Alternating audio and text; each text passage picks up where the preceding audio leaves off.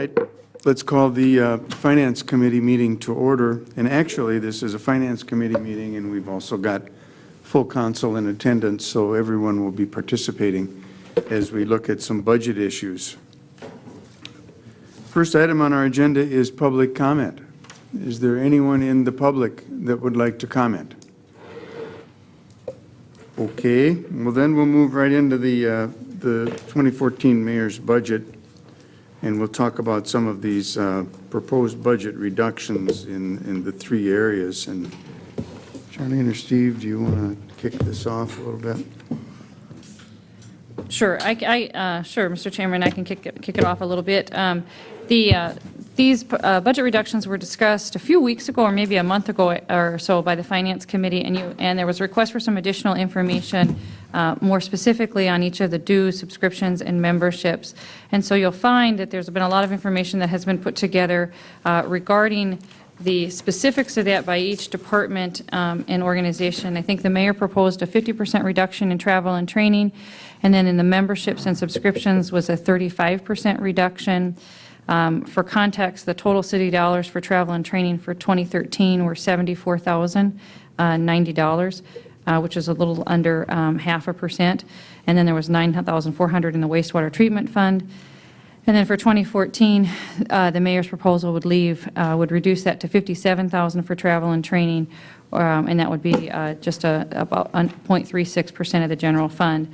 The police department represents 30,000 of the overall training budget, and that was not reduced. And then in terms of memberships and subscriptions, in 2013, those were $72,317 for the general fund. And then in 2014, that reduction was proposed to be 35%. And in that, the biggest makeup of that $72,000 actually is the dues for the League of Minnesota Cities, the National League of Cities, and the Coalition of Greater Minnesota Cities. They represent about 66% of that overall $72,000. And then what you have in front of you is a breakdown really by each department, being a city administrator, planning development, leisure services, wastewater, public works. The police department has included theirs, the fire department, and also the finance department. And again, explaining how those training dollars are used, what the dues and subscriptions are used for. And then the finance director put together some additional information on the professional services, and I'll let him explain and address that. And then if there's specific questions, I think we could answer those.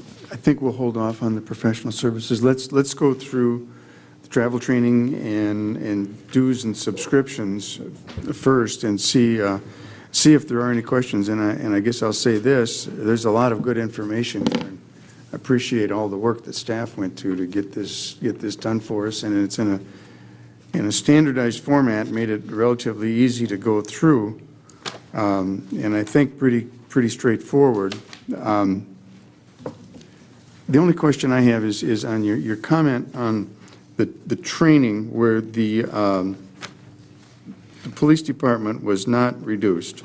That's correct. The mayor did not recommend any reductions to the police department training. So does that 30,000 come off the 57,000 then? Yes. Okay.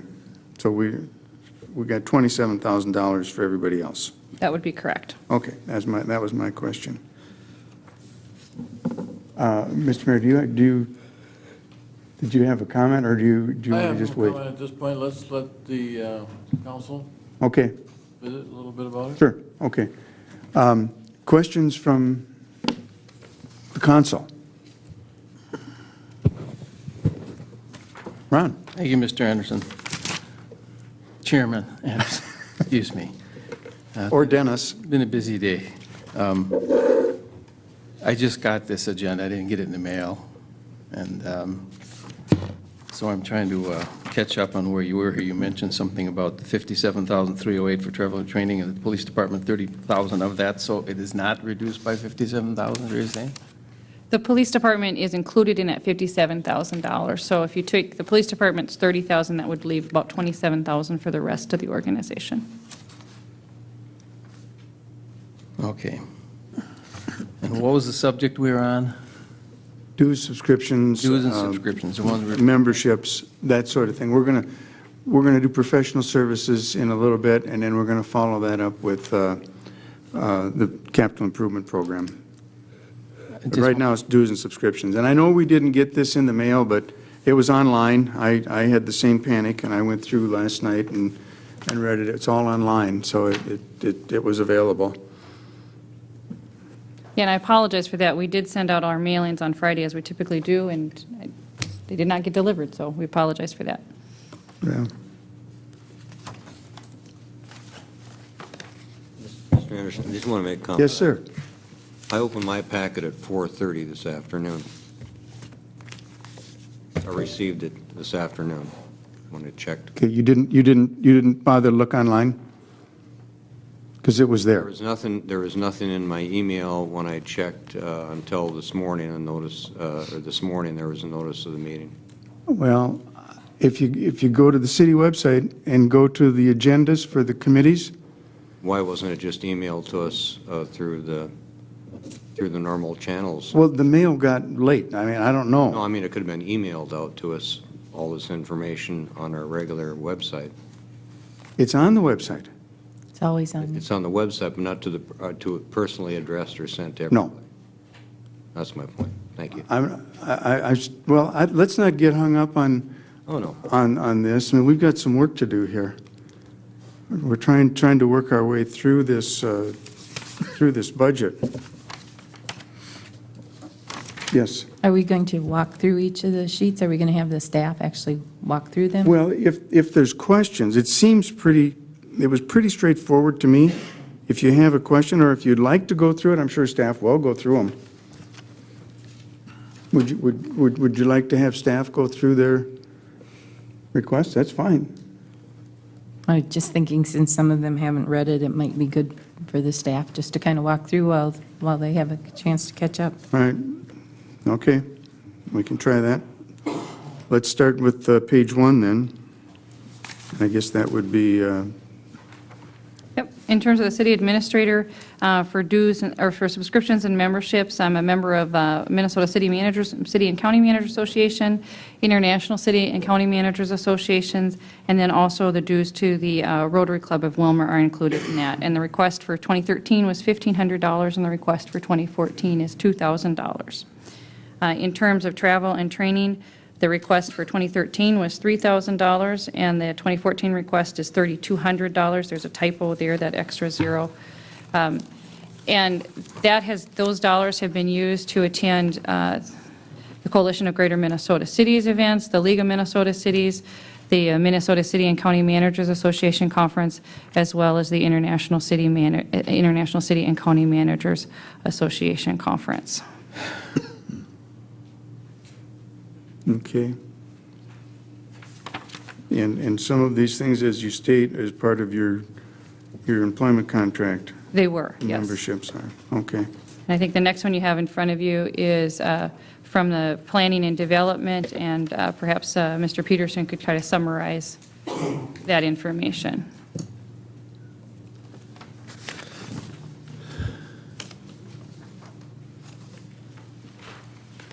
Do you also want me to do engineering, public works, wastewater, and airport at the same Yes, I time? think if you can Okay. summarize those at the same time, that would be helpful. Okay, I can do that. Under Planning and Development Services, our 2013 adopted budget was $3,500 for travel and training. And typically, there are a couple of conferences that we consider to be mandatory. The planner and I attend the MNAPA conference to pick up our continuing education credits, and the building inspector and building official attend the AMBO code classes in the winter for their certification credits as well. The building permit technician, who is also the departmental clerical person, attends multiple classes throughout the year. I think they're quarterly at about $110 a piece to maintain her certification so she can actually write building permits. Some other things that we think are best practices include land use seminars put on by Government Training Services, and typically there'll be a couple of those annually, and that $200 expense is primarily for sending planning commissioners to the training. The Southwest Chapter Seminars, that's for the building officials. That's a quarterly meeting held down in Redwood Falls. And then an additional $300 we put in there for planning commissioner training each year. So we've got our planning commission up to date on planning law and practices. There are some miscellaneous code seminars that the building inspectors do attend on occasion. So you can see pretty much all of that $3,800 would be used up in a year when we are able to actually make it to the functions that we should be at. Under the subscriptions and memberships, we've got our certifications and memberships in the American Planning Association and the American Institute of Certified Planners. We've got the Association of Minnesota Building Officials ×2, the International Code Council, Minnesota Department of Labor and Industry certifications for the inspectors, and then the Permit Tech certification as well. And then there's some other things that we also purchased, the Southwest Minnesota Chapter membership for $200, and we've historically subscribed to the Star Tribune, so we have access to the business section because we can't get anything other than the front page online for that without a full subscription to the online edition.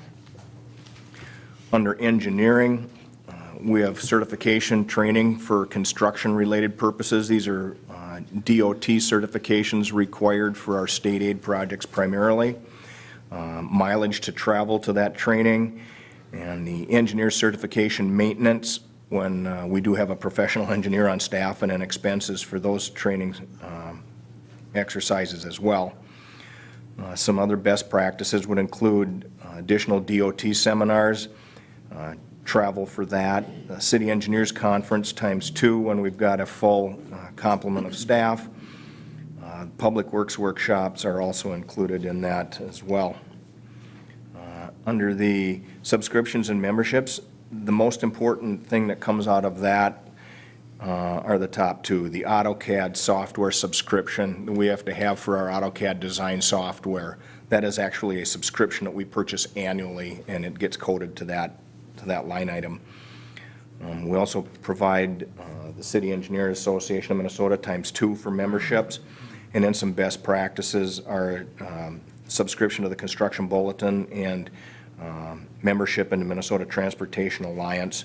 And then there's a subscription to Engineering Minnesota that the engineers typically obtained as well. Under Public Works, the training there is primarily dealing with tree inspections, pesticides, and pools.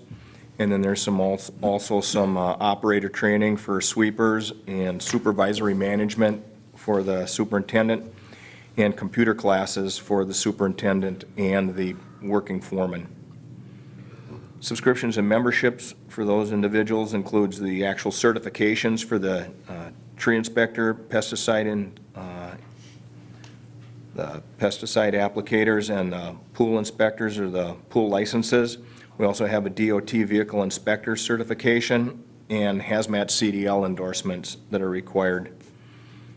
Some other best practices would be the Minnesota Park and Sports Turf Management Association, the Arbor Day Foundation, and then they subscribe to 2 magazines for the employees, their public works documents that go right to the garage.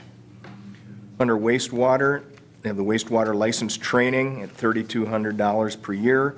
There's an electrical school that our electrician attends, and then mileage that's paid out to the staff that go to the training as well as to the superintendent. She does not have an assigned vehicle. Some other best practice expenditures include MPCA seminars, and those include wastewater operators, collection system operators, et cetera. Software training, which is a major expense, but money well spent, seeing as how the entire plant is automated now. There's continuous changes and upgrades to the software systems, and safety training that is specialized for the wastewater employees. In subscriptions and memberships would be the Wastewater Operators Association, the Minnesota Environmental Science and Economic Review Board, also known as MESERB. That's the statewide organization that monitors legislation for wastewater issues. And they provide, in my opinion, a great service back to the city because they are a real advocate for keeping an eye on discharge limits and serving as the city's friend in any dealings we have with EPA or MPCA. And there's another organization called the Water Environment Federation that the city also belongs to. Finally, we have airport expenditures, and that's pretty minor. The staff does attend a Minnesota Council of Airports conference, and I think that's very important simply because our staff does not have an education in airport management, and she's actually done quite well acquiring things on the fly. The same would apply to the AirTap conference that's attended, and these are typically two-day affairs that are attended. And under subscriptions and memberships, the only membership that we belong to there is the Minnesota Council of Airports. So that's a summary of the budgets I have responsibility for. Okay. Chief Weifels? This will take a while. This will take a while. Mr. Chairman, members of the committee, before you for subscriptions and memberships for the police department, we requested 2000 and 2013, requested the same amount in 2014. Our expenditures do not change much from year to year.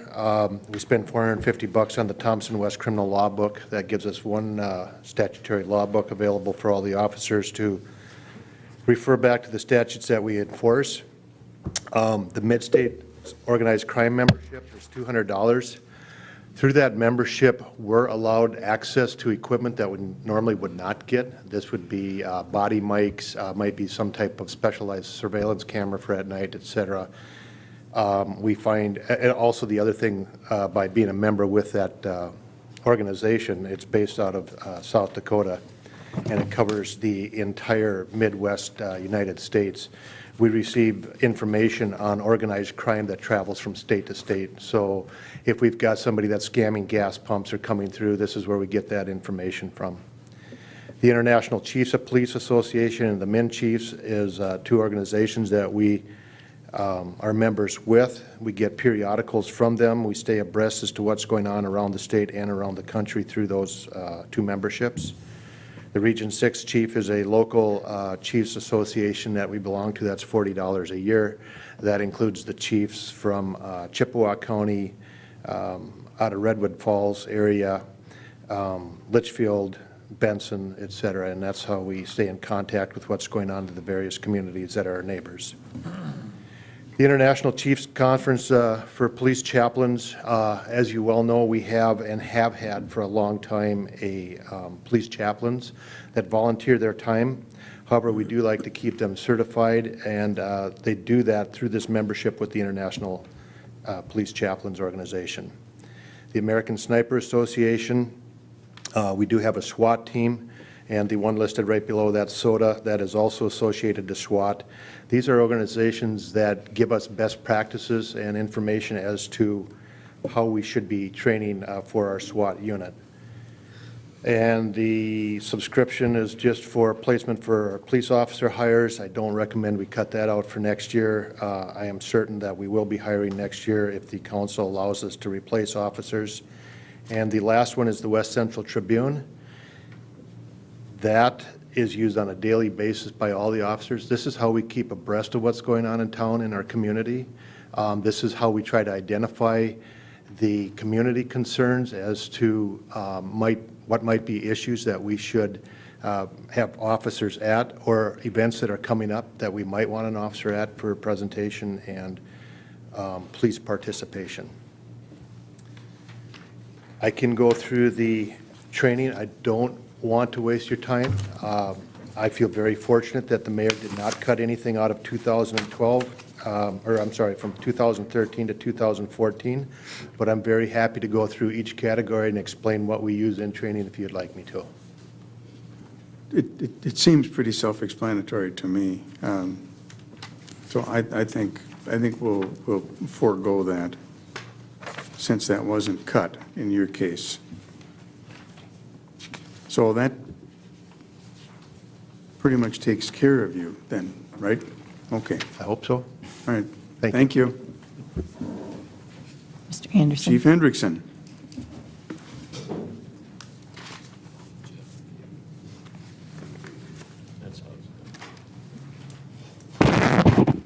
Chairman Anderson and members of the committee, for subscriptions and memberships, 2013 and 2014 requested, the $4,100 has remained static. The biggest cost in there is NFPA codes, standards and membership subscription of $1,500. That is a requirement to stay abreast of all codes within the community as they change, as far as building codes, as well as codes that are required that the fire department adhere to. And then the rest of the memberships, Candiota County Fire Chiefs, State Fire Chiefs, International Association of Fire Chiefs, are really opportunities for outside resources for training, education, and technical management issues in that capacity. As you move down to travel and training, this is probably the biggest, utmost importance to the fire department outside of part-time salaries. We have, you see from 2013 was $15,300 adopted. For 2014, I requested $25,000. Part of the reason for that increase is the addition of 5 new firefighters that was approved. But then just ongoing certifications that are required by NFPA, as well as MINOSHA, the EMS Board of Training. All those require annual recertification. So there's obviously a cost to those annually. And then, that's right, we're going to do professional services later, correct? Or are we just going? Yeah. We'll hold on professional services till- Okay. till later. Thanks. Any questions? I think we're good at this point.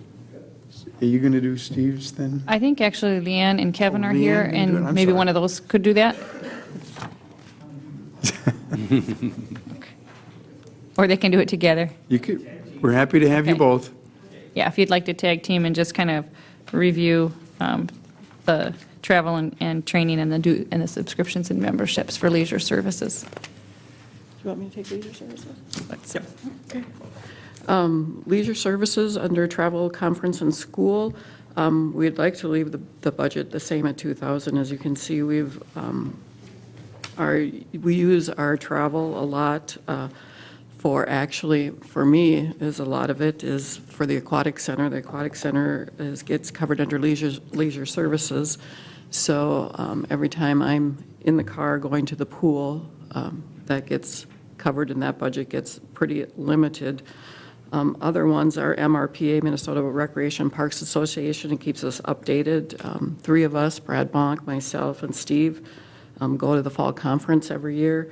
Mileage, as we talked about, we use our own vehicles for all the mileage that we do for the city. That's why we recommend that we leave the budget at 2,000.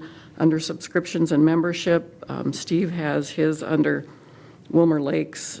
Steve, Brad, and I also are under MRPA membership, and we recommend that we leave it the same. We did cut out last year our National Parks and Recreation membership, but I have chosen to pay for it on my own because I felt it was really necessary to keep me informed with a lot of updates and changes that take place in municipal pools. Also, it helps with software and grant requests and also playgrounds. So I've chosen myself to keep that. Under professional services. Yep. We're going to do professional services. Gotcha. when- Okay. And done then with just these. very small portion of, the community center for travel, conferences, and schools. It's a $500 budget. Cutting it 50% would bring me down to 250. Subscription and memberships, the only thing that, besides part of mine going to MRPA, I'm also a member of MAVA, which is a Minnesota Association of Volunteer Administrators, and I am a trainer of volunteers, so I have to continue to be recertified in training that program. Kevin? Okay, Chairman Anderson and committee members. My travel and conference and schooling expenditure is basically for my fall conference with the Minnesota Ice Arena Managers Association, where I network with the ice making and ice refrigeration industry and other arena managers to pick up information on the many issues that come forward in our industry. And then I attend, at times, state meetings on air quality, and I have to be licensed for food handling permit in the concession stand for our food service. So those are the particular items that I have. I just like to comment and say that it's not just attending a conference for me, it's the fact that people want me to be at the conference because of my years of experience. I'm called upon for advice from other young arena managers and so forth. So, and I present workshops, and I've been on the board of directors of the association, crafting critical information and rules and so forth for the industry. So it's not just attending, it's what we do when we're there, the service we do. Thanks. Very good, thank you. What do we got, Kevin?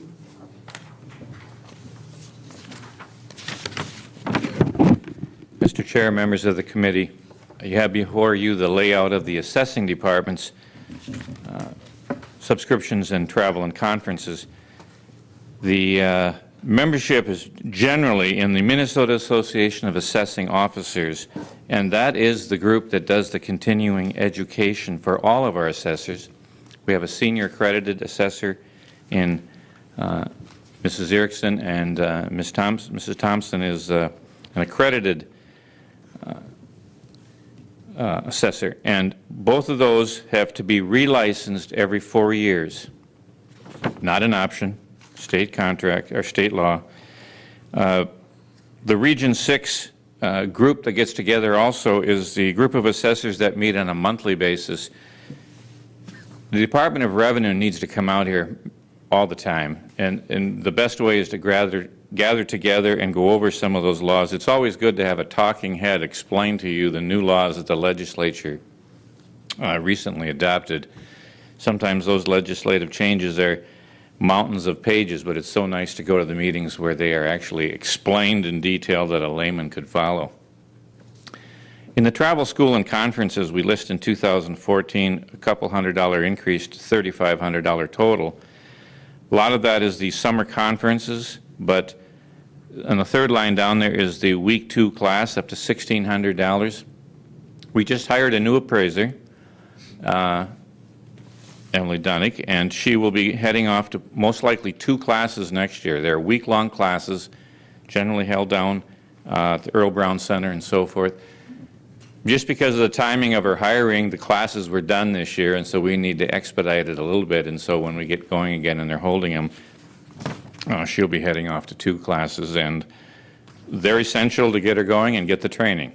I think everybody knows in the assessing field, the legislature has just not left things constant for the last decade, and constantly changing means required training.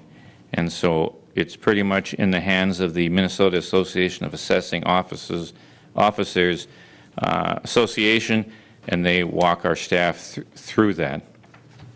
What you don't have here is the city clerks, and that's just a small budget of $600. It really is a membership, a subscription that is, of $35 to the Municipal Clerks and Finance Officers Association, and that's one annual conference in March. It's a 3.5-day, pretty serious training because we go right in the middle of winter when the basketball is playing and it's always a snowstorm. So people aren't going anywhere. They hunker down in a hotel, and especially in the election year, it's good to go to those conferences where the Secretary of State is there and detailing with his staff all those changes that have come about through the legislation, and they are still coming this year. So it's almost a requirement for 2014. Okay, thank you.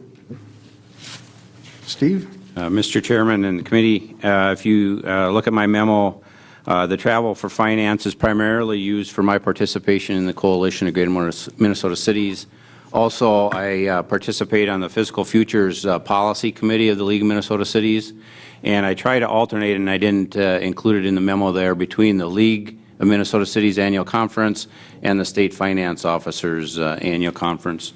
Also, our training budget has to pay for training of our 3 finance staff on accounting and payroll software in St. Cloud. With the staffing shortages that we've been incurring in the last year or so, we'll be incurring more cost either this fall or next spring for the new clerk to get them familiar with our software packages for the payroll and accounts payable and those types of things. Also, on the subscriptions and memberships, I buy a subscription to the Government Finance Officers memberships in Minnesota and the national.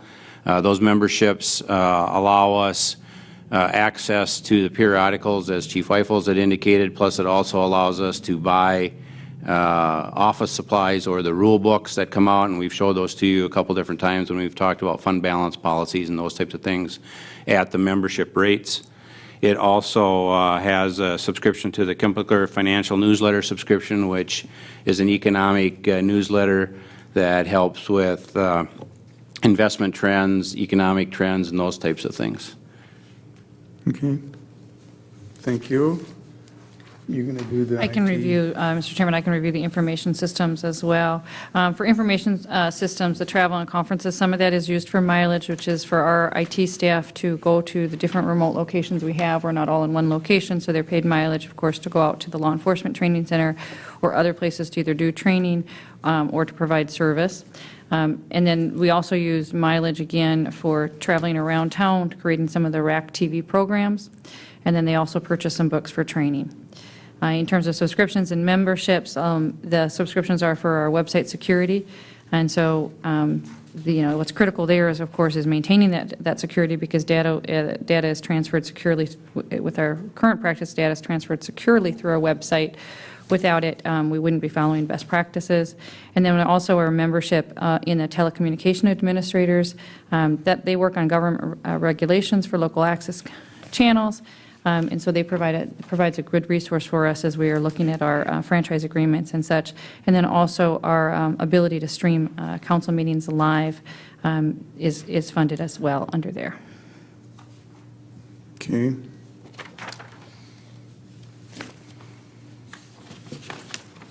Then, all right, so that covers dues and subscriptions and training. I don't know that we need to get into a lot of questions and answers, but I think the important thing to remember is we need to set a policy that, we're going to provide training, or a policy that we're not going to provide, and then it's kind of up to staff to make the determination, what courses or what training level would be appropriate. But if there's any questions that we've had so far, let's get at those now before we get into professional services. Yes, Audrey. I had 2 questions. One for Mr. Okens. I was surprised to see some of the day-to-day mileage in this category. And since, there aren't vehicles for them to use, so the mileage still stays in this category versus under the vehicle category, or? Well, there is no real vehicle category. The only vehicle category would be in a capital field of when they purchase the vehicles. All travel and conferences, the mileage Is under this category. Yeah, and I think you will notice that if you look back with the change of the council policy to reduce the available vehicles, that those line items had to absorb those costs. There was Councilmember Nelson, there was a decision about 2 years ago. We reviewed the number of vehicles in our fleet and how they were utilized, and we reduced our fleet by, how many vehicles? I think it was, 18. yeah. 17 vehicles. And that generated, and that saved the city about $200,000-some. But we knew some of that would be increase in mileage to offset that. We still there's an overall savings to the city in that, but that is why there is mileage. Okay, so that fits under the travel category, is what you're saying? It does. Versus training. And if there are a fleet of vehicles available, staff can use those vehicles, Okay. but there are fewer of them now, so they're not always available. Okay. And so we pay mileage All right. at the current IRS, at whatever the current IRS mileage rate is. You're at 2? I had a second question. For Chief Weifels, I noticed in his narrative, he had made a comment that professional enhancement training hadn't taken place for 3 years, and I just wondered if you'd comment about if that can continue that way, or what, just in regards to that.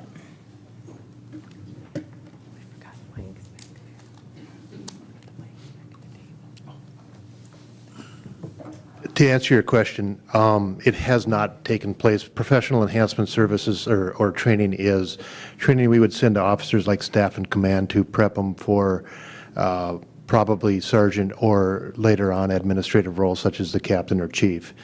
We have not sent anybody for 3 years. It's a $10,000 bill, and it just simply hasn't been in the budget. So we've cut that out, and when it comes time to place me, which will happen, you're going to find yourself a little bit short and have to make consideration accordingly for available candidates.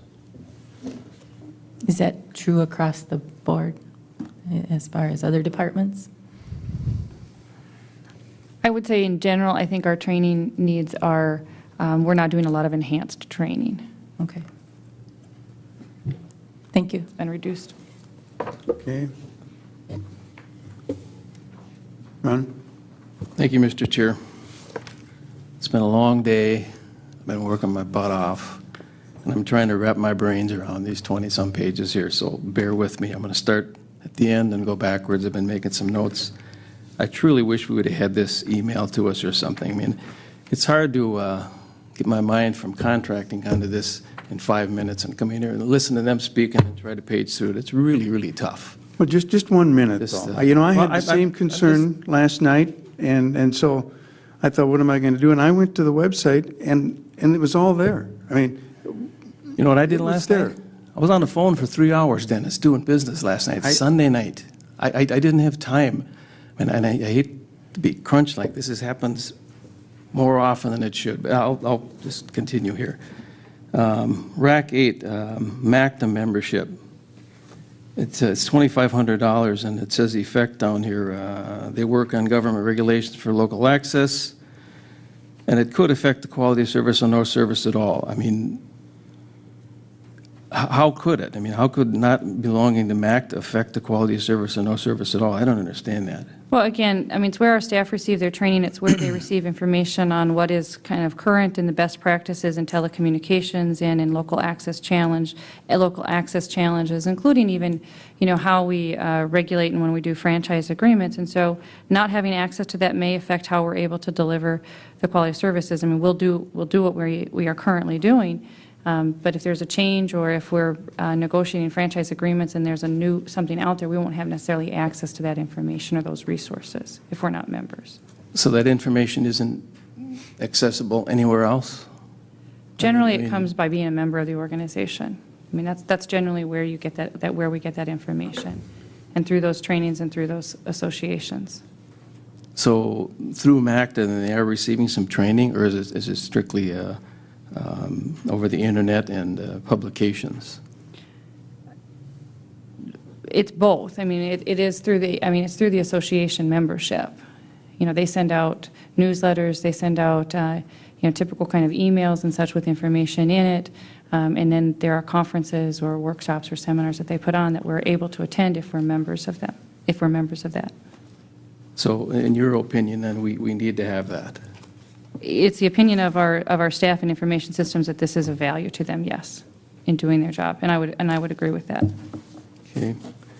I'm going backwards again here, so let's see.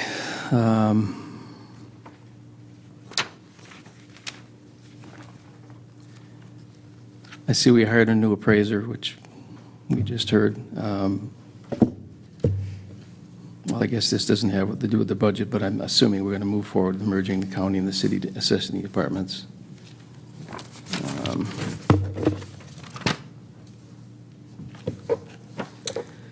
Under leisure services, subscriptions and memberships, Steve Brizendine, Wilmer Lakes Rotary, $144. Is that something that, I sit on the HRA board as a liaison, and their attorney found that they couldn't pay for the dues for Rotary, but they could for the Chamber of Commerce. What would our attorney say about that? I mean, it's kind of a personal thing. It isn't, the Rotary isn't for the city to belong to, or a Park and Rec Department, or what's the justification there? That's an interesting question, because that did come up not that long ago. And what was the? I don't remember if the city attorney has Maybe. been asked to opine on. I don't think that I have asked him specifically on that, and I don't know that the previous city attorney did either. I think it's just been, prior to my coming here, it was the practice of the city to have staff engaged in the different civic clubs and civic organizations, and this is the one that Mr. Brizendine happens to have chosen and been active in. We've had staff previously active in Kiwanis as well. Some of those have chosen to drop their membership, but we've had staff active in different ones as well. Let's just see if we can get an answer for him. But we can certainly. That's a legitimate question. Let's see.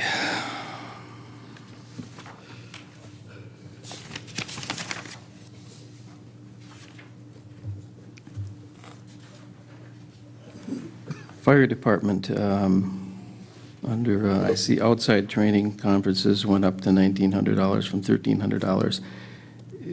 Is that for our chief, or is it for sending firemen out, or?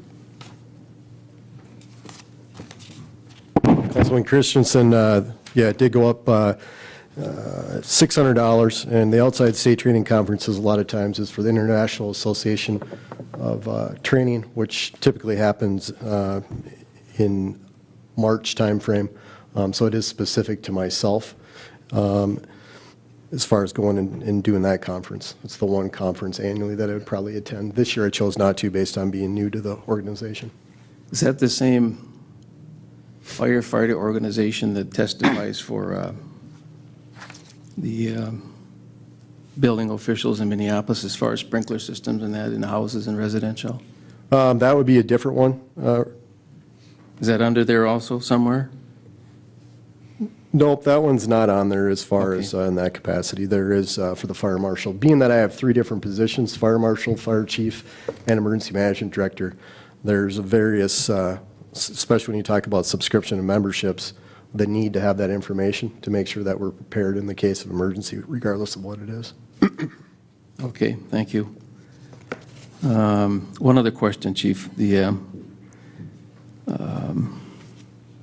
County Fire Chiefs Association, Minnesota State Fire Association, and then IAF, you said those are for outside resources for, because they're quite expensive, or one of them is. Yep, the They state provide- chiefs is not only for myself, that's for myself and the deputy chief as well, the organization. The issue that we have is there are, as far as resources, when we look at Wilmer's budget, and then you look at the surrounding communities as far as their budget, there isn't another full-time chief within the county to kind of gain resources from.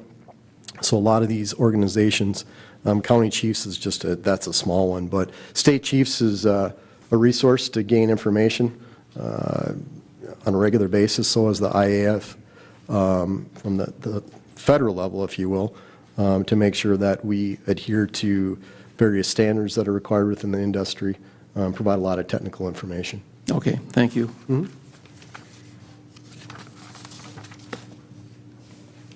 I see under the police department, it says we may be all starting a collaborative canine program with the sheriff's office in 2014, which will require membership with the canine organization to maintain dog certification. Does that mean the city's going to have a dog along with the sheriff's department? We'd have 2 of them? It's proposed, and the chief has proposed in the city budget to have a canine unit that would be shared between the city and Candy, Ojai County. And so if this council approves the canine unit, then you would need the membership as well. And it's what was the cost of that one? It was somewhere in here. But aren't we sharing that now? I'll let the chief explain that as to how it's working currently. Because we haven't had a dog for Year. quite some Committee members and Councilmember Christensen, The K-9 unit for us ended in the end of 2012. The year of 2013, this year, we did not have a K-9. I was approached by a member of the community who was, for lack of a better word, sorrowful about our loss and offered $12,000 to reinstitute the K-9 program. That was not enough. It takes $20,000 to get it back up and running again. Once you're running and you've got the car, you've got the dog, the initial training, which is expensive, I think the dog itself is right around $7,500. But anyway, once you get up and running, your costs drop down to about $1,500 a year. And that would go on until the end of the dog's life. Then it starts increasing up a little bit due to medication. But long story, to get the program back up and running would have taken about $20,000. It was not going to work even with the donation.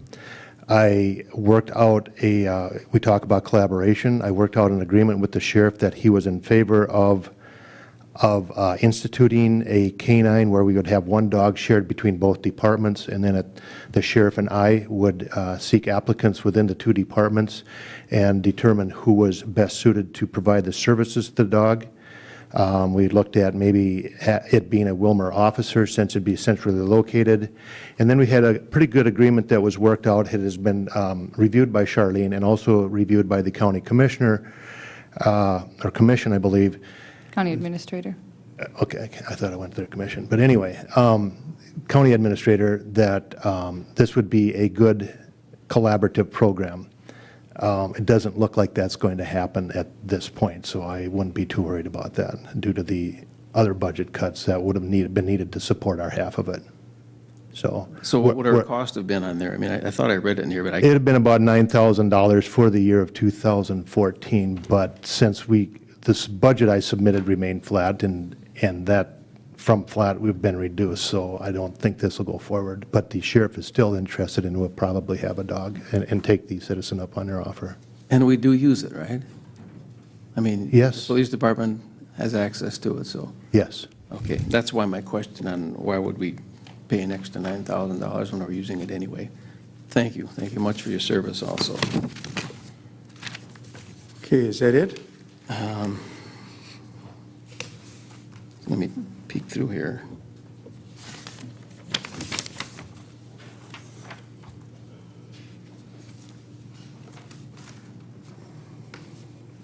Under Planning and Development Services on, well, there's no page number here, but it's subscriptions and memberships. Are most of those mandatory, Bruce? Yes or no is fine. I'd have to ask which two you're referring to exactly. That's the bottom of the page, the third page in. Yep. On the back side. Subscriptions, memberships, you've got some that are mandatory. Are all those under mandatory? I'm assuming they're mandatory, but how about the best practices ones? The best practices are not mandatory. No, that's just Okay. membership. that Okay, the I made a city's mistake maintaining. writing on there. I see that. I just had a note that says online. Thank you. I think that's it.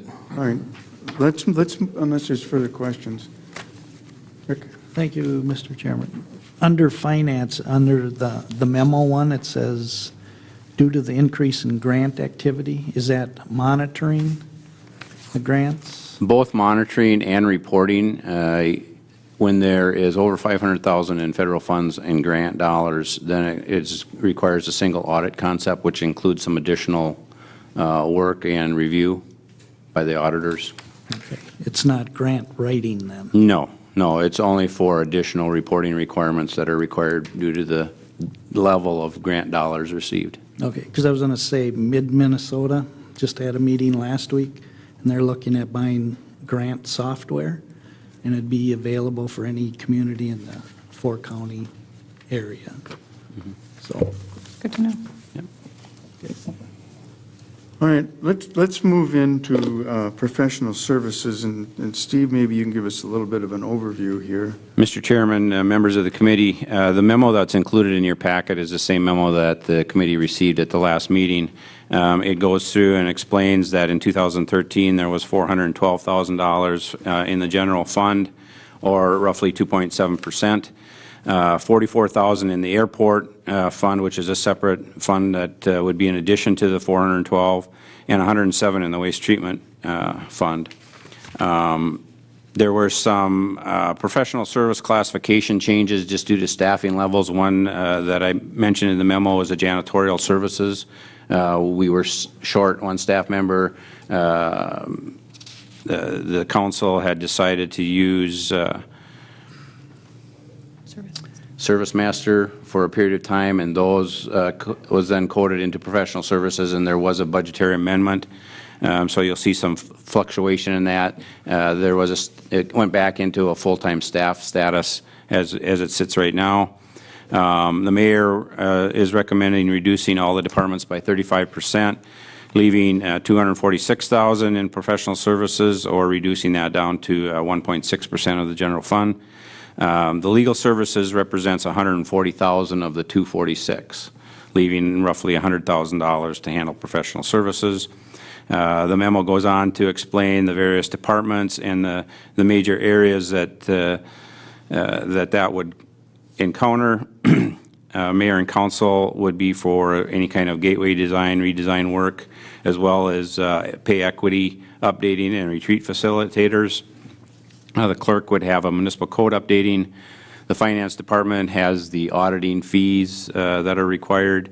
Legal fees, again, due to staffing that the council decided to do a couple of years ago, it went from personnel services, which was a full-time employee, into the professional services category. The leisure services has the refereeing and umpiring, and you saw that in their individual memos that they have in your packet. The police department, again, has some interpretive services, as well as the Humane Society and any kind of testing at Rice Hospital. The fire department, again, detailed their professional services in their memo that was included in your packet as well. And the airport, again, was a staffing issue that reclassified it from full-time staff to professional services. And the waste treatment plant talks about the testing lab. And in summary, any kind of reductions in the professional services could severely impact the legal, auditing, interpretive, and any kind of required testing and inspection from third-party independent. Okay. I have a question. You talk about the airport, and I go to the next page, and I look at under airport, and I don't see any dollars. Where did that get?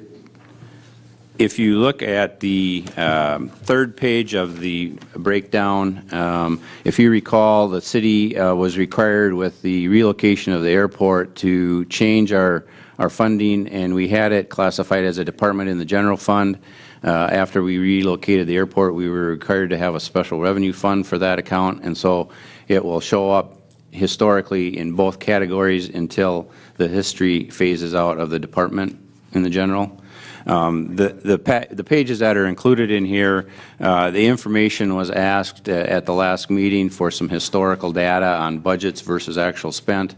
We didn't include the detail because the individual reports or memos kind of detailed that a little bit. We certainly can provide that if the council wants that at a later date. I think we're good. I mean, to me, I think we've talked about this before. We've got some real issues on this one, just in legal, and then I look at the airport. That's what I was looking for. We've already spent close to $74,000, and we would have $65,000 appropriated. Are there questions on the professional services category? Mr. Chairman, if I could just add on the airport there, you'll see that the budgeted was $44,000, and there hasn't been a budgetary amendment since this report was put together. If you recall, we had it at, I believe, the last committee meeting or the one before that, moving some capital money into there to cover that for 13. Yep.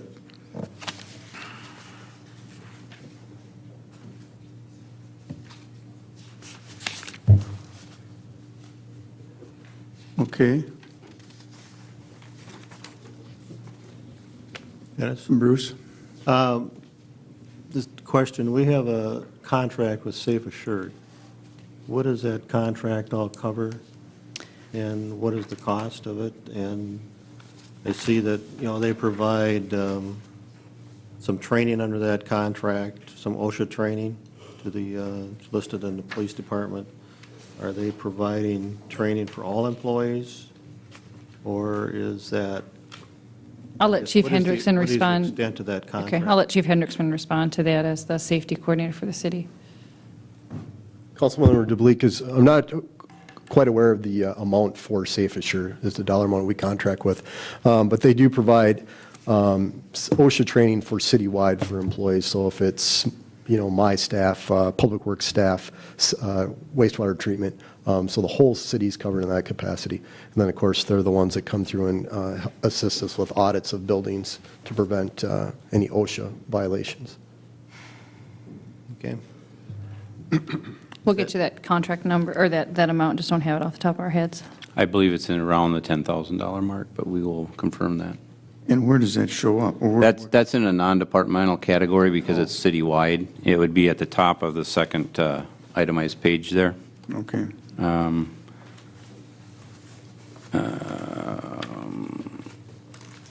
There's a number of different non-departmental categories, so that would be. Okay, all right. If you can get that for us. We can do that. Other questions? Okay. We need to think about, in general terms, what are we going to do as we move forward on these categories? Just the things that we've talked about today. I believe, and I don't want to speak necessarily, but I think the consensus of the committee was the cuts were not going to fly, at least as stated, that we were going to have to do some add backs. And I would be open to suggestion as to how we move forward on this. I'm not looking for any numbers tonight. I think that'll all come forward at our last November meeting, but do you need any additional information? Do you need further discussion? I want to try to get some of these things wrapped up, or at least moving forward. We've had 2 sessions on this now. What do we need? What do we want to do?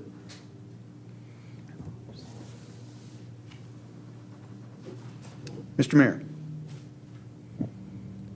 I'd like to make a comment, if I may. Certainly. If you feel that you should add back, that's what the whole gist of this was for, was to propose a budget. I did that. Now it's up to you, quite frankly, to take this budget and work with it. Do your thing with it. I just want the taxpayers to know where the money is being spent.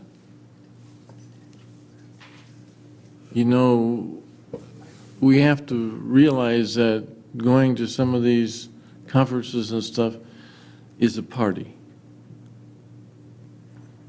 It really is. I've been to several, and I know.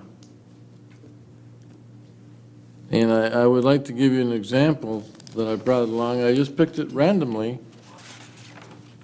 And this happens to be of the Greater Minnesota Cities Summer Conference in Bemidji. And I would like to just tell you what their agenda was. Well, it starts on Wednesday, the 24th, with a Board of Directors meeting. And then it goes into a patio party, and then the Sanford Center tours. And then at 7:30 a.m. the next morning, golf at Gastel Highlands, 4 hours. Golfing. And then after that is a tour option, a downtown walking tour, city park tour, or the airport and aviation tour, and the Sanford Center tour until noon. And then at noon we have lunch. And then there's a couple more meetings. And then there's a social hour. And then there's a legislative awards dinner. That doesn't sound very advantageous to me to spend. In addition to the $35,000 in annual fees that we pay this group, we pay $250 per person for conference registration to go to this conference.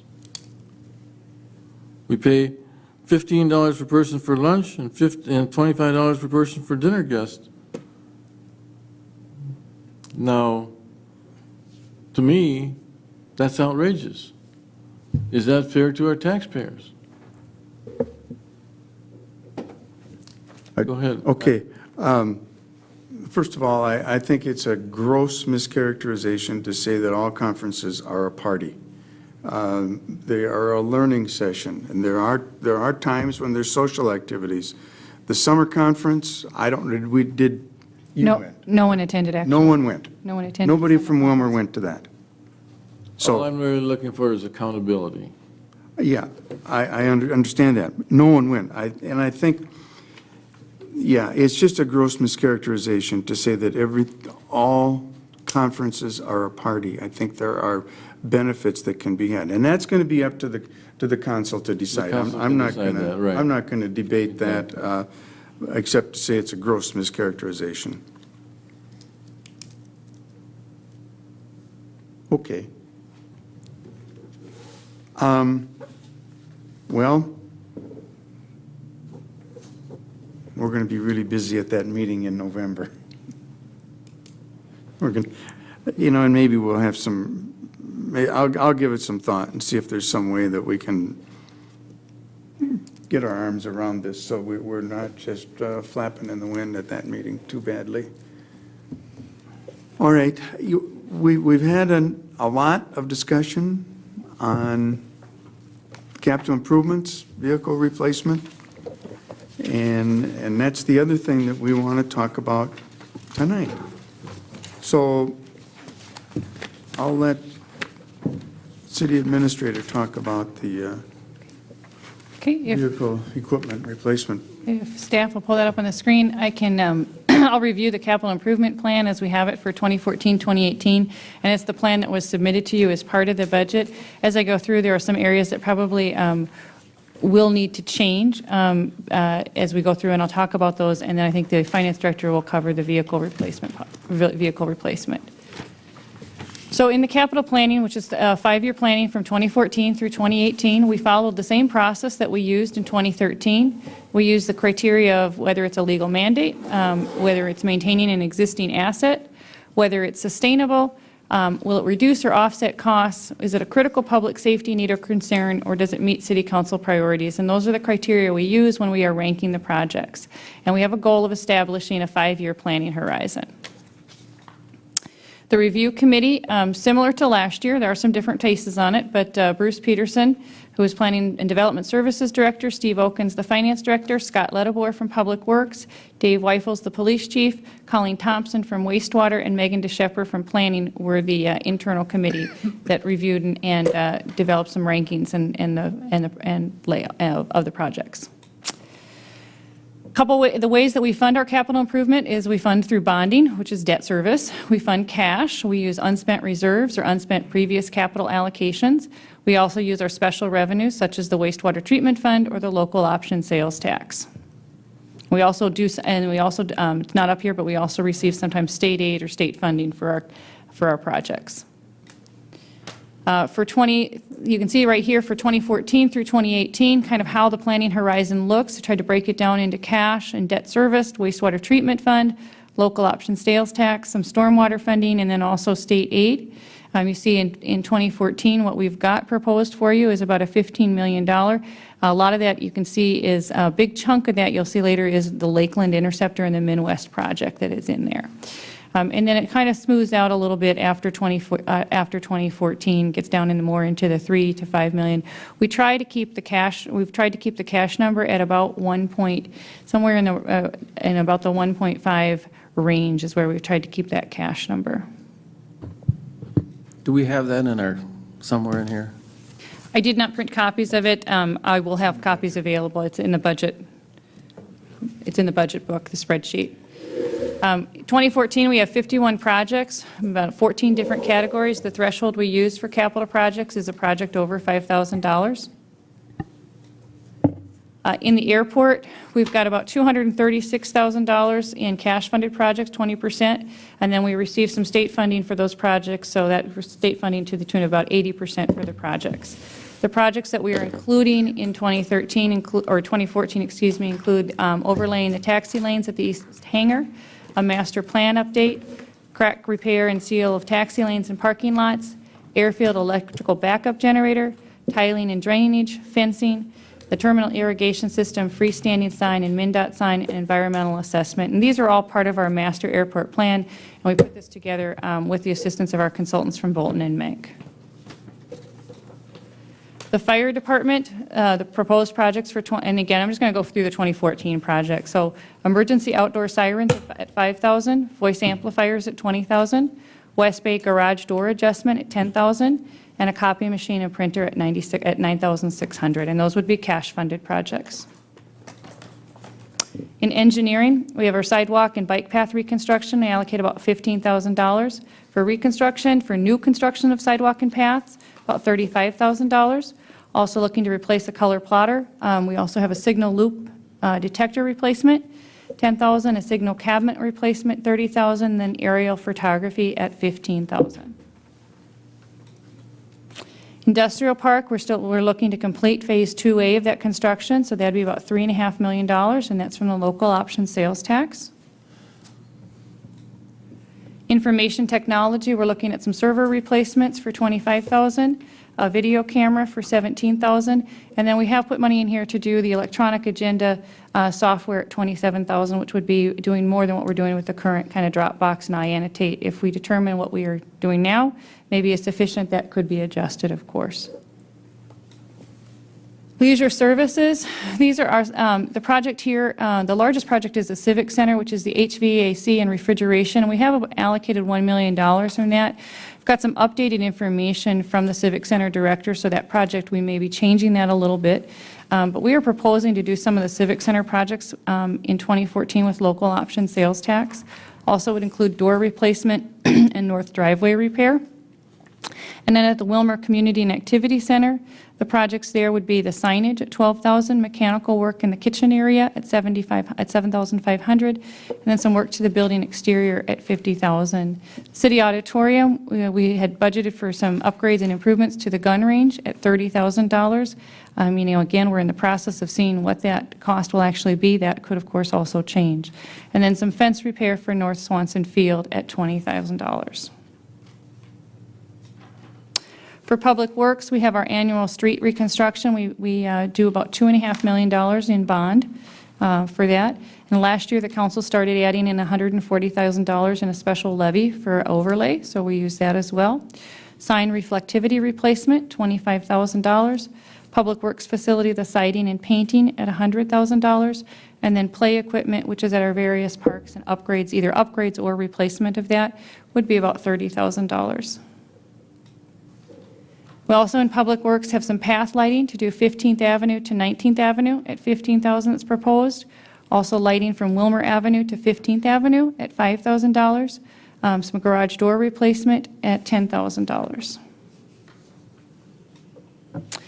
In stormwater, we've got some stormwater projects that we have proposed, which are some improvements at the former wastewater treatment plant, and that's about $100,000, and we're proposing to use some stormwater funds for that. And then also the area west of Menards, which is the Phase 1, and another $100,000 there. In terms of in the wastewater treatment, again, you see the Lakeland Drive Interceptor Midwest project. This is about a $6.6 million project, and I think this is based on our original estimates. It's not based on any revisions to date, so that project may actually be reduced when we, as we go farther along in the budget, based on the council's lax action. Sewer replacement, we do this as part of our annual street improvement. We also do budget for some sewer replacement lines as well, $50,000. The sewer line under the BNSF over by Sperryville at $60,000, and diesel particulate filters at $120,000. And then some of the other projects, again, they're no less important. They just didn't all fit into a neat category. But we did allocate $200,000 for the downtown gateways. We've allocated $50,000 for a Highway 12 corridor study. That would be done in partnership with Minnesota Department of Transportation as well as Candido-High County. And then it was suggested to include $50,000 to study our facilities to get a better handle on some of our maintenance needs and our short and long-term maintenance needs at our facilities. And then we had included here the police canine unit being proposed to be shared with Candy, Ojai County. And again, if that's an action that the council chooses not to do, then that would be removed as well. So happy to answer any questions on that. The department directors are here as well. They can answer better the more specifics as to each project. Mr. Mayor. Could we back that up just one? Downtown Gateway is 200,000. Is that per year? We had allocated, I think it is in 2014 and I believe 2015. And 16, I think. And 2016, thank you, for the 3 gateways. And that was based on putting a number in there based on the original, on the estimates we received as part, after the design work had been done. Okay, thank you.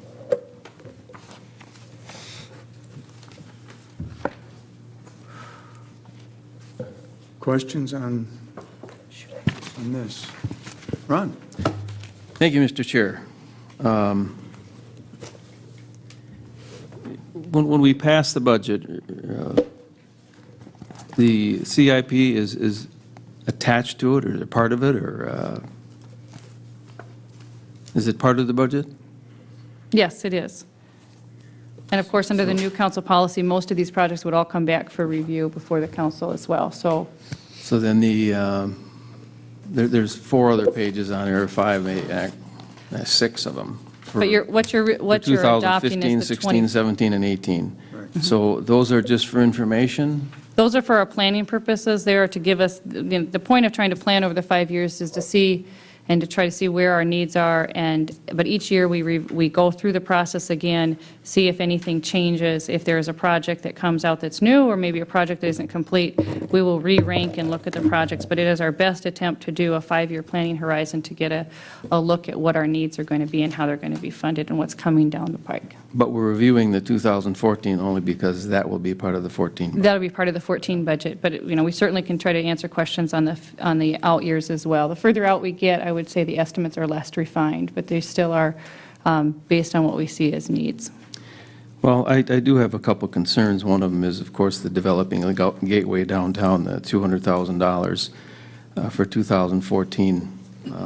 I know that they came before us and we approved the concept and to go forward with it, but I don't believe at that time they talked about, I remember the number of $1 million coming up for cost of doing all of them, but I don't believe we talked about funding it at that particular time. And I assumed that some of that would be done through grants, as they have done many things downtown with grants.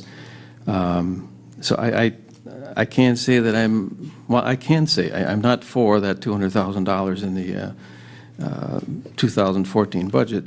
We've got, I don't know, 5, 6 years behind on street repair, maybe more. That could do a lot of work on our street repair, or help enforce our garbage ordinances. Another concern I have is aerial photography for $15,000 under engineering. What do we use that for? We've got the internet and we've got Google Earth. And Mr. Peterson, I think, can better explain that.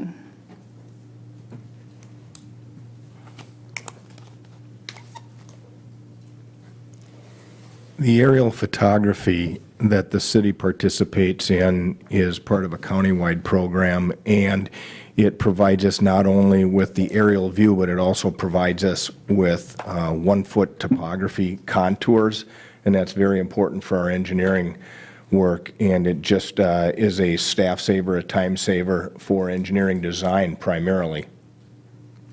So they use it for what, street design or? Street projects, any of our infrastructure projects will take that into consideration. If we've got consultants that are doing work for us, we will share that information with them on a project-specific basis to reduce our cost to the consultant. So they map out the city on a 1-foot basis? That's how accurate those aerial photographs are. Okay.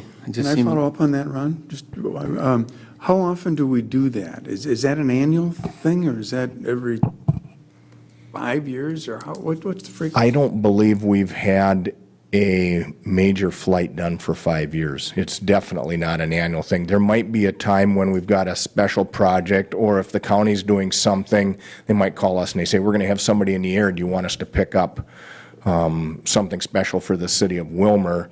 And periodically, if you drive around town, you might see those big white crosses in the street.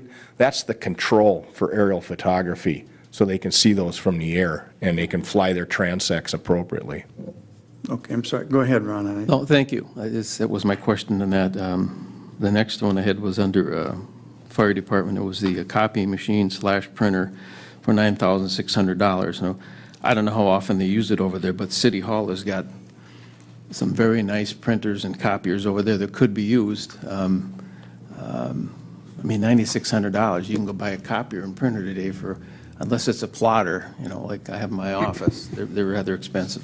Councilman Christensen, currently we lease our copier for, I don't remember the cost, but when we took a look at over a time period, longevity, I think they last about 10 years. We're actually going to pay more in lease fees than actually purchasing it up front. There's quite a significant need for copies over at the city, or excuse me, at the fire department, and for me and my staff to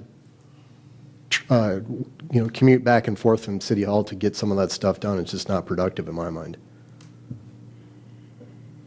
Okay, it just seems like a lot of money for a copier printer. I mean, I don't know how big it is, but the video camera for IT, $17,000. What do we? I think actually, let's see if Rudy can answer that question, because he's the one that uses those video cameras. That should actually say 3 cameras. There's cameras, accessories, there's tripods. We haven't upgraded our cameras for approximately 5 or 6 years, and those are a part of the upgrade to some of the HD stuff, which you'll be seeing probably within the next 3.5 years because of the franchise upgrade renewal that we have with Charter and Windstream. And they will be, you'll see more of that coming, but it's 3 cameras, accessories that are going to work with the existing equipment, so it's not Okay. just one. Thank you. There should have been the RAC 8. I mean, IT, I thought it was our guy in the City Hall who was using the video camera.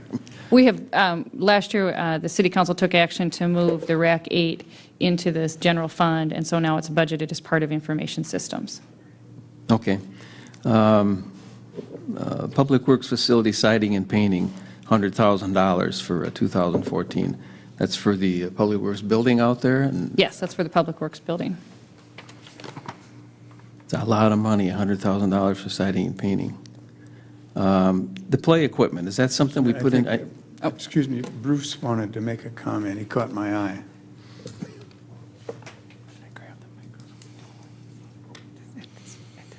Councilmember Christensen, you're correct. That is a lot of money. If you would drive around the Public Works garage, you would notice that there's an awful lot of cracking in the top courses of block.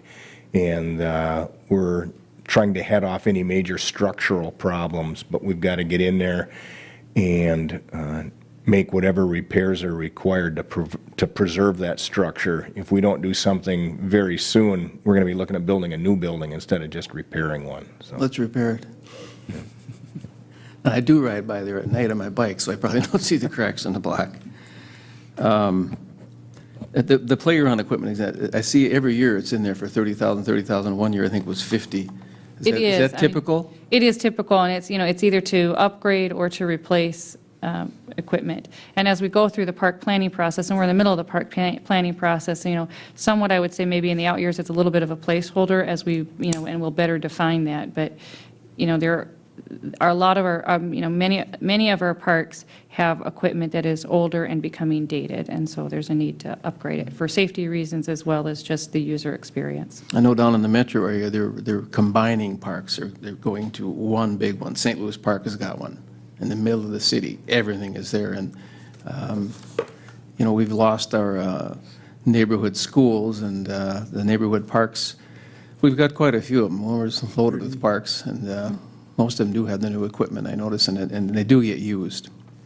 My other concern was the facility study that's $50,000. Could you explain that?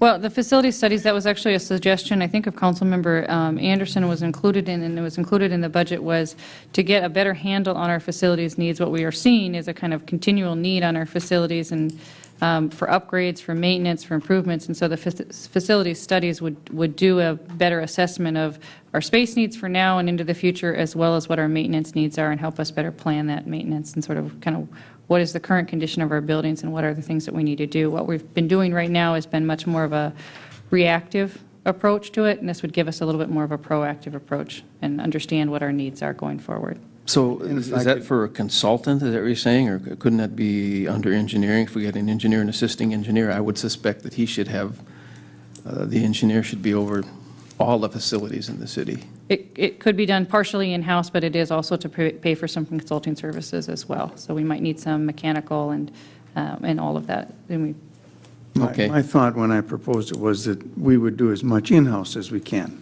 I recall you now proposing it, yeah, and they need to be looked at, there's no doubt, but I'm just thinking it could be done in-house. Do as much as we can. Are we on the vehicle replacement thing? Not yet. Not yet. Then that's my. Any other questions? Thank you. Yes, Audrey, and then we'll go to Rick. Go ahead, Audrey. Just back to the K-9 program, I see it's in the budget. I wondered if Chief Weifels would like to discuss if we should be a part of that, the benefit to the city versus letting the county do it.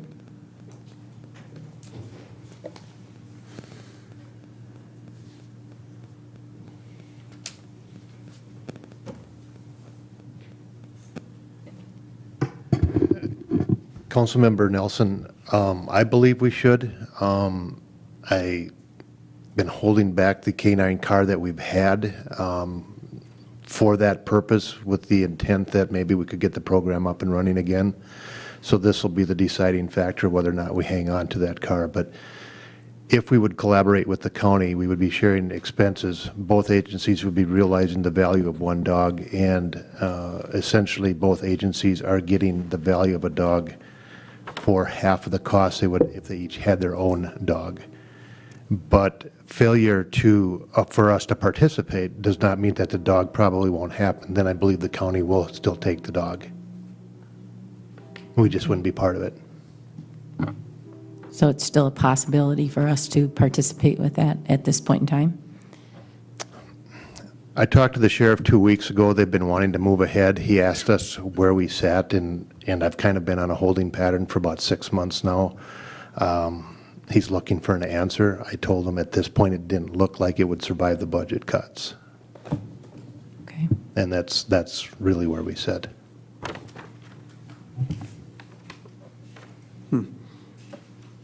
Okay. So since the chief is there, the person that was willing to donate $12,000, is he still willing to do it if we can get it going in the next year? Or?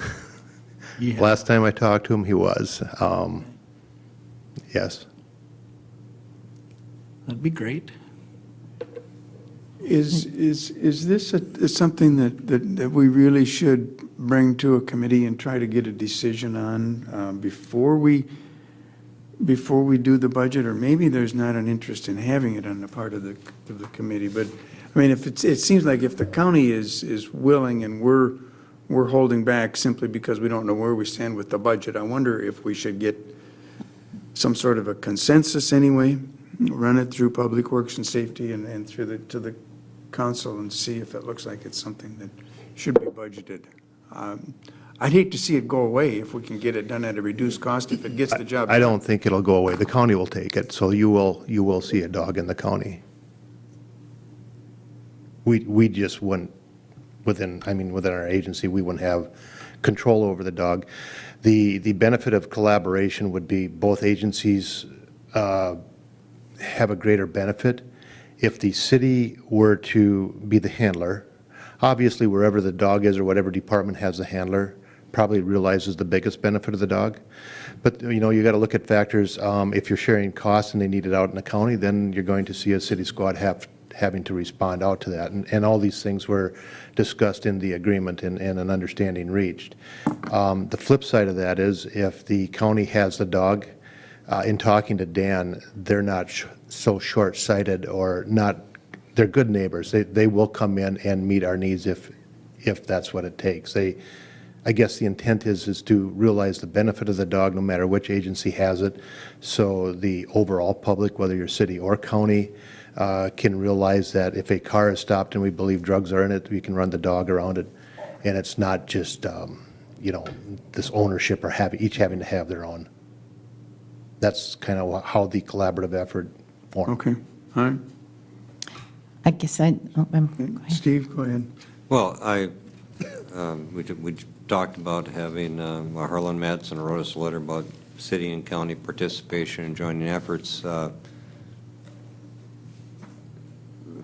For me, I think joint collaboration should almost be mandatory. If we can save one officer anytime, take a dog down, this is partner versus a human being. I think we should participate in it. I think the people and the citizens of the community would be more favorable to that idea rather than new gateways to the downtown. I guess I really didn't come here tonight to introduce that or ask for that. My intention was just to let you know what was proposed in the budget and the reasons it was there. What I'm hearing, Chief, is I think it's probably going to be something that will be discussed in the budget at our final meeting. I want to make sure that that is a bullet point for our November meeting. See what level the city wants to participate at. So we'll talk about it then. We'll finalize it then. That's good. Thank you. Mr. Anderson. Thanks. Audrey? Just a question. I'm just wondering if Chief Weifels can carry that message back. If there's something that needs to be done sooner than that, will you bring that back to us so we know? I can tell them that we're still in a holding pattern and we'll look at it. Okay. I think the county, I mean, my understanding though is the county, they're doing it for their 2013 budget as well, and they'll be adopting their 2014 budget correct. as well. So they will be Okay. adopting their All right. budget So there in the is some same time. in the same Okay. time frame. So I think there is still time, and, if there's, we can carry them, I think we can have further discussions with the sheriff and county administrator that there is, some interest. Thank you. Maybe what level we don't quite have an Thank you. answer on, but if that's the message. Yep. Okay. Rick, you had a question. Thank you, Mr. Chairman. On the improvements at the old wastewater site, that's not for making that holding pond a working pond, is it? Mr. Peterson, do you want to review those for the wastewater treatment, the stormwater that was proposed there, that project?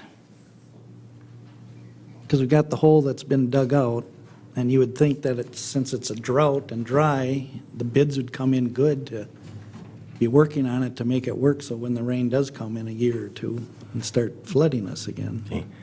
I will try to address this with some level of intelligence. I'm not a stormwater expert, but it's my understanding that the design for the former plant did include an overflow pond on the east side of the ditch. And that would be a short-term detention pond, and it would collect stormwater, not only that would drain directly in it, but would also provide some bounce. The ditch would get to a certain point, it would elevate to that pond, and then at some point it could flow back into the ditch and downstream in County Ditch 23. So I believe that is that project as proposed. The other project that was in there is for the pond west of Menards, and that's been something we've discussed over the years with municipal utilities. They own some land down there, and we've talked to them about possibly being able to get a hold of that, working with them to create a sizable stormwater retention area down there as well. And then as we move forward with our industrial park development, we'll continue to see stormwater ponds built there, and any other time there's a large development done, we'll do more incremental stormwater ponds for development in the city as well, just to make sure that we're not increasing that net runoff. So we are going to be doing something in 14 with that holding pond then? That's our plan. Okay. What was the total budget to make that work? Wasn't it close to $1 million? Just the one at the old wastewater treatment plant? Yeah. No, it's basically just an excavation and a pipe. That one wasn't very expensive at all. So, what are we waiting for? the funding. Okay. So, think we once it's in there, then we'll come back to committee, and, when it's time to do it, we'll have the plans prepared and come back to committee for the final approvals. Okay, thanks. Anything else? Otherwise, we're going to go to the vehicle replacement plan here in The the question interest of time. on. Oh, I'm sorry. On quiet zones, are they, I know part of the Lakeland project with a quiet zone on Lakeland, is there any other quiet zones that we're looking at within our street improvement budget, or? We have not looked at, the ones that we have been doing are the ones that we've been doing as we've been doing the street. So the Lakeland would include a quiet zone for 2014. And that's the one that is proposed for 2014. Yes, Steve? Yeah, thank you, Mr. Chairman. Regarding the Highway 12 corridor study of 50,000, I don't know if that is just an estimate at this point in time. We may be extremely high with that, but I think we're covered with the $50,000 on the future development of Highway 12, which I think is really important, and we're talking about the east side of Highway 12, correct? Yeah. We're talking about the whole corridor, and that estimate we received from our partners at MnDOT, so we think that that's going to be our share, or close to our share. I mean, it would be a partnership between the state, the city, and then the county would participate Right. in that study as well. That's what we talked about. I'm glad that's in the budget. I see no problem with that. The other thing they had on the public works buildings, I know 2 or 3 years ago, I went and toured that facility, and I mentioned that we have some energy deficiencies in a lot of our buildings, and that it's a long-term payback that would save us money. I'm glad to see that there's improvements going to be done to that building. But I think you might want to check into the air handling, the air quality in that building with all the moisture we have. That may be the problem why we're having a deterioration of the paint on the exterior. I would recommend that we have the insulation, the metal protectant over that block with some type of vapor barrier, because right now it only has vermiculite insulation. Which brings me to a point. I'm talking terms here. Some of you are familiar with, some of you are not, but that's my occupation. There are professionals out there who do building inspections, just like a home inspection prior to purchasing your home. I did attend a class on that. I found it extremely valuable. But there are people that specialize in commercial property also. And what they do is they make observations similar to what our building inspectors could do. We're talking about doing it in-house, but they can give you a very brief analysis and a formal report for a minimal fee. And I hope that avenue might want to be considered also. Thank you very much. We can look at that. Okay. Let's move forward to the vehicle and equipment replacement policy. You want to review that? Mr. Chairman, members of the committee, included in your packet again is the vehicle equipment replacement policy document. I do apologize for the schedules on the back. We do have larger ones available for those of us that have bifocals. It's kind of hard to see some of that. But this policy has been in place for a number of years. I'd have to go back in the records and actually determine how long this program has been in place. And I will be more than happy to briefly kind of describe it here. And if Chief Weifels, who was the chairman of the review committee, has any comments when I'm done, he's more than welcome to come to the podium and add those. As I mentioned, Chief Weifels was the chairman of the committee, Chief Hendrickson, myself, and Public Works Supervisor Scott Liedebor sat on the committee, reviewed the forms that were submitted that you'll see. There's a blank form near the back of your packet right before the schedules. It's been revised a little bit and updated. There were some proposed updates to the process just to help streamline it and to obtain the information from the operators and those individuals that probably have a more direct day-to-day knowledge of the conditions of the vehicles and or equipment. We met in the months of March through May. At the end of May, our committee finalized our report and sent it to City Administrator Stevens for her review and to incorporate those into the budget process. As you see on the bottom of the first page, that now is a time to review what the committee has reviewed, and if there are any questions as far as specific vehicles or any of that. I don't know, Dave, if you've got any additional comments to add to that.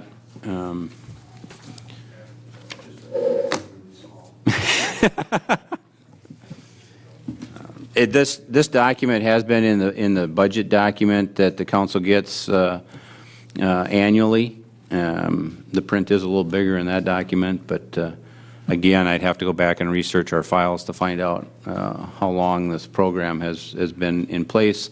As Administrator Stevens mentioned earlier in the meeting a couple years ago, the whole program and all the vehicles were thoroughly went through, and a number of vehicles were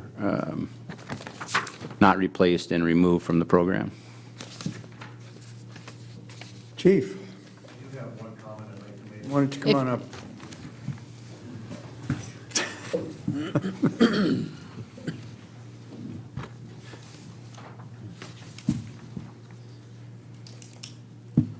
There is one comment I would like to make on the vehicle equipment replacement policy. This last year, it used to be about a page, page and a half. If you look at what's being proposed now, it's lengthened out a lot. We did not change the procedure as much as we did the in-house procedure that allows department heads.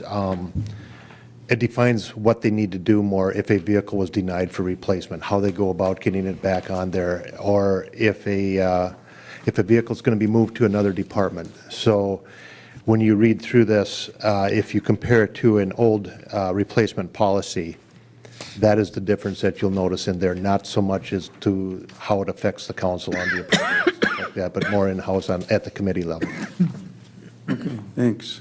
You know, it's a fairly exhaustive process. You get input from a lot of different people, so it's not necessarily just haphazard. It seems like it's well thought out. We've accepted this. We've modified it briefly. Just 6 months ago, I think we went through and looked at the expected life, and we accepted that. So it's nothing really new, but it's a very thoughtful and insightful process that the city goes through on the vehicle replacement. So questions on vehicle or equipment replacement? Ron? Go ahead. Well, the only comment after looking for a few minutes through this, wouldn't you think that in a vehicle request, rather than looking at the number of years a vehicle is or how old it is, not saying how many miles is on there, but shouldn't we have a report from our mechanics that maintain our vehicles? That's included as well. That is? I didn't see that in there. Is that?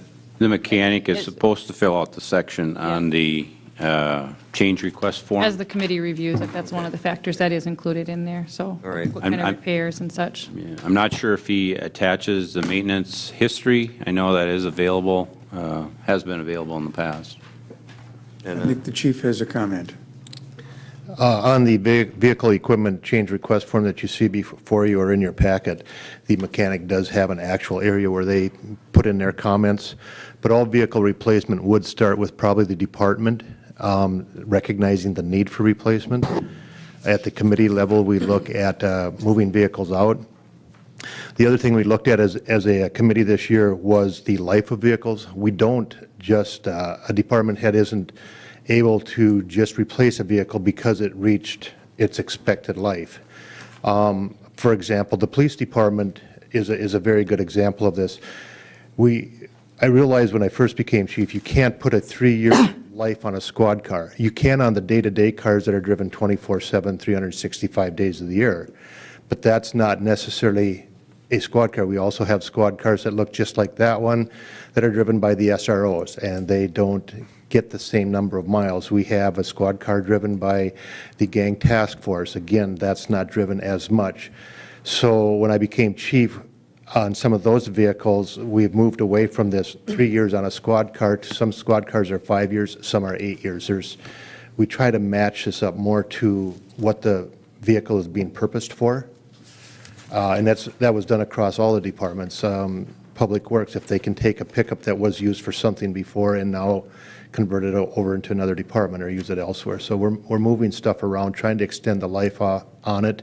If you look at specifically, I can speak for the police department, you look at our budget next year and for 2014, and you will notice that we don't request any squad cars. And one might ask, how did that happen? Well, it happened because we do literally run the wheels off of them now before we push them in the impound lot.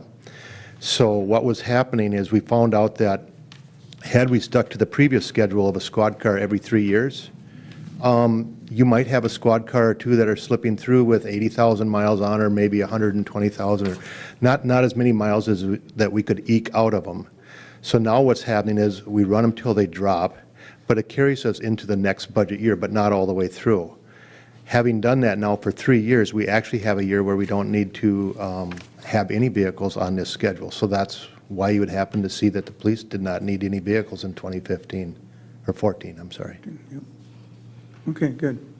All right, questions? Well, just another comment. Wait a minute now. Oh, go on. Okay. I'm sorry. Thank you, Mr. Chairman. Go ahead. Well, just a comment on vehicles. I have a 1984 one-ton truck that is mechanically A1. It does not look pretty, but it gets the job done. And I think sometimes we're getting rid of some of these vehicles, and there's still a lot of useful life in it.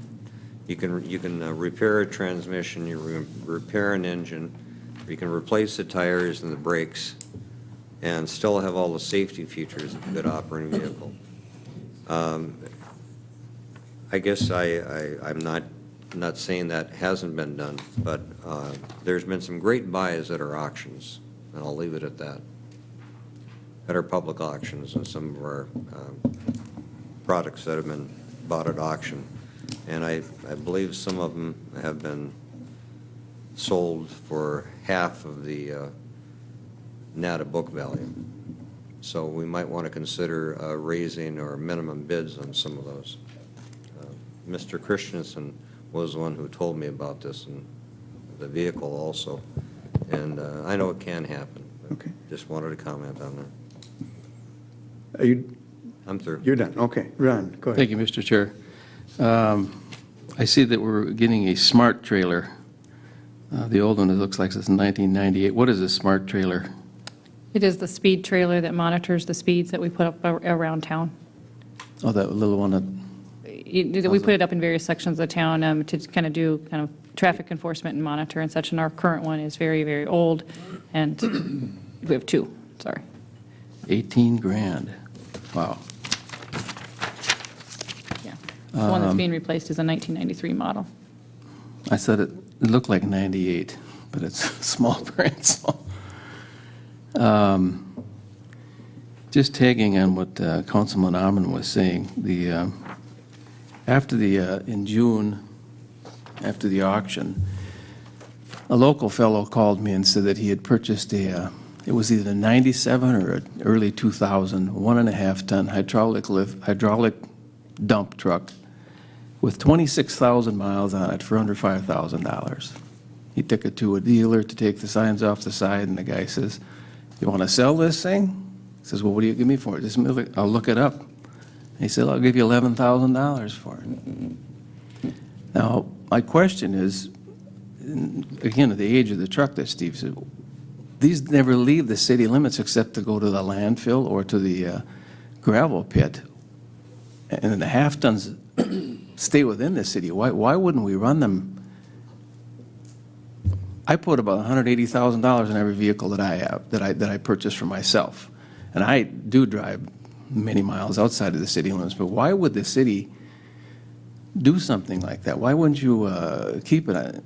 The city of Montevideo is using 1969 one-tons, and they work fine. And again, this is taxpayer money we're talking about, and then vehicle replacement is important, but they don't leave the city limits very often, and why wouldn't we run them to 100,000 miles, even a one-ton? I'm sure Mr. Rahman's got over 100,000 on that 81. 169,000.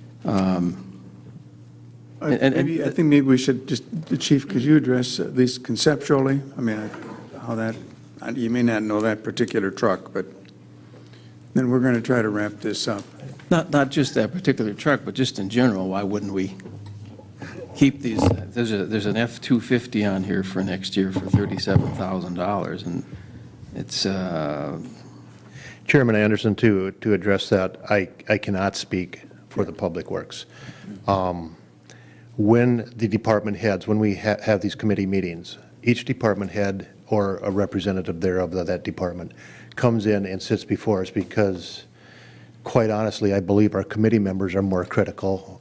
We don't work in those departments, so it's easy for us to go, why do you need this? And we make them justify the need for replacement. But what we don't do is once they've identified the need for replacement, specifically with the mechanic signing off on it, stating that this isn't cost effective anymore to fix that vehicle, we don't second guess them after that, then we leave it alone and just put it on the schedule. Okay. because it doesn't really answer my question. But I see we're also replacing a Bobcat, a 2007-73 for $81,000. And again, it doesn't leave the city limits. All the work is done within the city. And Mr. Munson, the former policeman, has got one that I purchased back in the late 80s, and he's still driving it and pouring cement with it.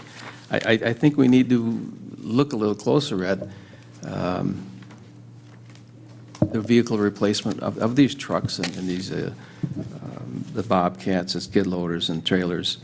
I'm not trying to be critical, but it's just common sense use of taxpayer dollar. Again, I said it before, it's so easy to spend other people's money. It's really easy. But we need to keep thinking about this is our constituents' money out there and the taxpayers. And I'll leave it at that. Thank you. Okay. We can get some additional information from Public Works. It's not, on some of those equipments, it's the hours as well as the miles, but we'll get that information. Yeah, and we can get that. And we probably don't need to spend a whole lot of time talking about this here because it'll come right back to the committees anyway. Yep. I just had one, I noticed one other red marker I made on here, and that was the, it's a Kubota mower for the, what department is that? Waste treatment, waste collector, waste ballast, or waste treatment plant. $25,000, and again, I personally think that's something that could be privatized out there. I mean, hire somebody to go out there and mow that property. I mean, $25,000 is a lot of more. It's a lot of more. Thank you. Okay. All right. Anything else on that? Okay, this again will be, we're taking all of this for information. Now, this was a long session today, but I think it was helpful. I think it gives you some idea how staff does what they do. I don't think that there's a lot of excess in there. Everything can be improved. I understand that and realize that, but hopefully we have a better appreciation of how these budgets are derived. The last item that we have is, when we had the community groups here last time, it went kind of long, and the individual from the Community Marketing Coalition, Sam, had to leave, and he sent a very detailed and well-written, I thought, letter on his request for funds. Do you have any comments on that? I can just quickly hit the highlights. The mission of the Community Marketing Coalition is to promote a positive image of the Willmar Lakes area.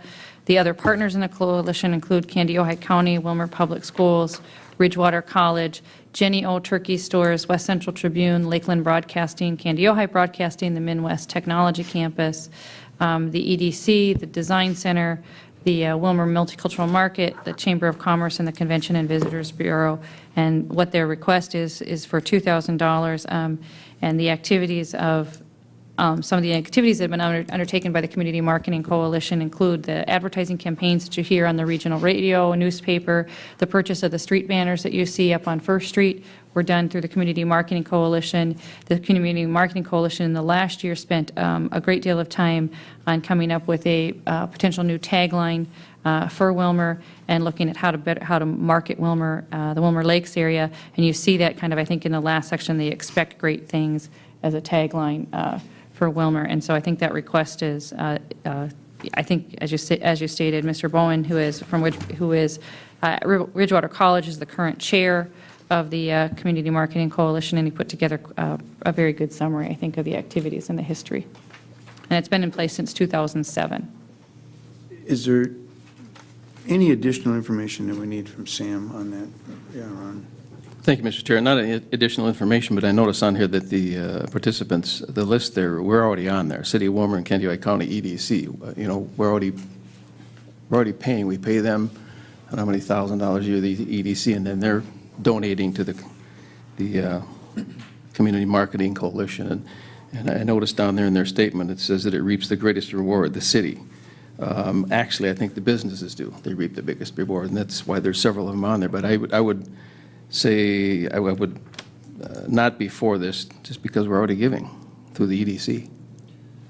Okay, we'll have that debate. I'm not sure I'm going to agree with that, but we'll have that debate when we... Question. Go ahead, Bruce. Charlene, you mentioned the Community Marketing Coalition provided the festoons and stuff that are put up on the poles. On the First Street, First Street. yeah, the banners that you see there, I think they have Innovate, Create, there were new banners that were put up in the last year.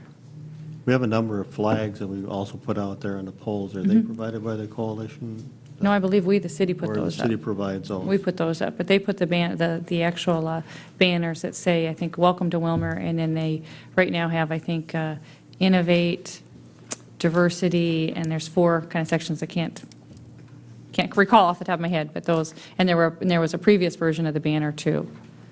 And so those were done by the Community Marketing Coalition, as well as kind of regional radio ads or print ads that are all about marketing the city of Willmar and the region. Okay. Okay. All right.